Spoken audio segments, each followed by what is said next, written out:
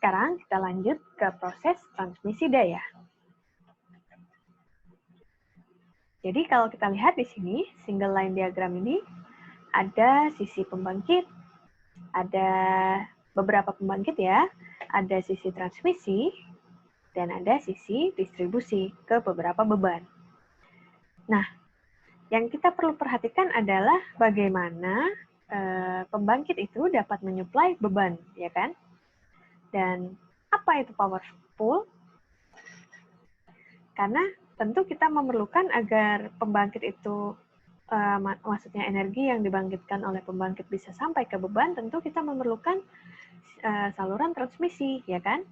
Dan di sini saluran transmisi akan bertindak sebagai power pool. Apa itu power pool? Jadi, power pool adalah fungsi dari jaringan transmisi sebenarnya, di mana untuk menyuplai beban itu kita akan menyiapkan saluran transmisi yang dapat mengatasi energi yang disuplai agar bisa sampai ke beban. Nah, fungsi jaring transmisi adalah untuk menghubungkan pembangkit ke titik konsumsi dan menciptakan power pool yang besar untuk meningkatkan keandalannya. Sehingga jadi seperti ini. Ketika consumption-nya banyak sekali dan generatornya ini, gitu kan, berarti kan kita perlu saluran yang bisa mencukupin seluruh konsumsi yang diminta. Sehingga bila awalnya kecil seperti ini, tentu tidak akan mencukupi saluran. Jadi ada generasi, maksudnya energi yang dibangkitkan itu sekian. Dan konsumsinya ternyata besar. Tapi salurannya kecil gitu kan. Berarti power pool-nya kan kecil. Jadi nantinya keandalannya akan rendah karena demand lebih besar daripada generation. Namun bila saluran transmisinya diperbesar, maka tentu berapapun daya yang diminta, asal pembangkit dapat menyediakannya, dapat disalurkan dengan cepat ke titik konsumsi. Batas jaring transmisi. Batas jaring transmisi, karena tadi itu kita harus menciptakan power pool yang besar, tapi kita harus tahu bahwa kita harus memperhatikan kapasitas transmisinya, drop tegangan saluran, dan ada rugi-rugi transmisinya, dan siapa yang akan bertanggung jawab dengan requirement, dengan permintaan transfernya, kapasitas transfernya, dan siapa yang akan menanggung biaya operasi dari transmisi ke titik konsumsi, seperti itu.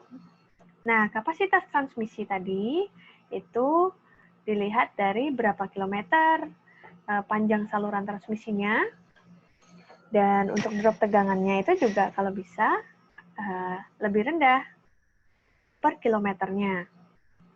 Dan di sini rugi-rugi transmisi juga harus diperhatikan, yaitu ketika ada berapa megawatt yang akan ditransfer berdasarkan kilometernya, maka rugi transmisinya harus ditekan untuk lebih rendah. Dan untuk biaya operasi dan modalnya tadi, ya kalau bisa per megawatt transfer itu harus sesuai agar bisa biaya tagihannya pelanggan nanti juga masih affordable. Nah, peralatan transmisi daya yaitu transformer, ini adalah trafo ya, ada step up transformer yang berfungsi untuk menaikkan level tegangan dari unit pembangkit ke sisi transmisi tadi. Ada voltage regulator, ini agar tegangan yang ditransmisikan tadi sesuai dan tidak di bawah standar yang seharusnya. Ada phase shifter karena tegangan yang disalurkan itu adalah tegangan AC, jadi kadang ada pergeseran fasa dari tegangan yang dikirim, sehingga kita memerlukan phase shifter agar fasanya sesuai dengan frekuensi yang diminta. Nah, ada pula step down transformer, karena dari tadi kan sudah dinaikkan level tegangannya ke tegangan tinggi, sekarang diturunkan lagi gitu kan, agar sesuai dengan titik konsumsi. Kemudian selain trafo, dia juga membutuhkan saluran transmisi dan kabel. Terus ini memerlukan pengaman, circuit breaker ataupun disconnecting switch, dan memerlukan juga reaktif power kompensator, ya, kompensasi daya reaktifnya agar rugi-rugi tegangannya itu tidak tinggi seperti itu. Juga kadang diperlukan static var kompensator, sama-sama nih. Jadi fungsi dari shunt series reaktor dan kapasitor ini, static var kompensator ataupun flex device ini sama, yaitu untuk menekan rugi-rugi transmisi. Kemudian untuk distribusi daya ini menerima energi listrik dari level tegangan tinggi ataupun tegangan menengah pada titik pengiriman daya yang sangat besar. Dan dia fungsinya adalah mengirimkan energi ke pelanggan. Dan pelanggannya tadi, seperti yang ada di ilustrasi awal, bisa jadi level tegangan standar untuk industri maupun industri menengah, ataupun 1 fasa dan 3 fasa untuk rumah tangga ataupun industri rumahan gitu kan. Dan distribusi daya terdiri dari beberapa komponen utama.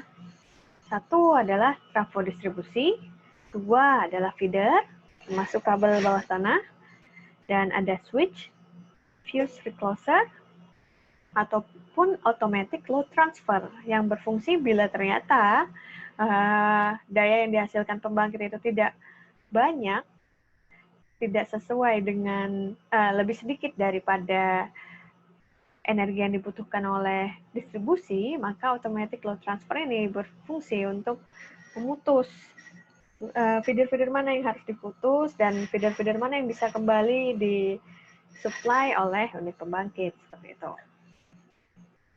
Ini adalah proses distribusinya. Kita tadi tahu bahwa unit pembangkit akan dari unit pembangkit ke saluran transmisi, kemudian akan disalurkan ke berbagai tipe customer, gitu kan? Ada yang large industrial, ada yang industri menengah, ataupun ada yang government atau pemerintahan ataupun komersial, ataupun ke pelanggan residensial, pelanggan rumah tangga.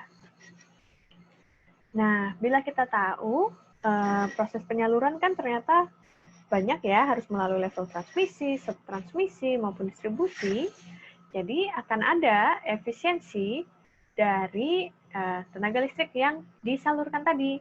Akan ada rugi-rugi gitu di perjalanan si energi dari pembangkit tadi menuju ke titik konsumsi. Nah, untuk level transmisi, biasanya energi losses-nya, rugi-rugi dayanya, rugi-rugi energinya adalah kurang lebih 2-3%. Untuk subtransmisi, yang dari level tegangan menengah, itu bisa jadi 6-8%.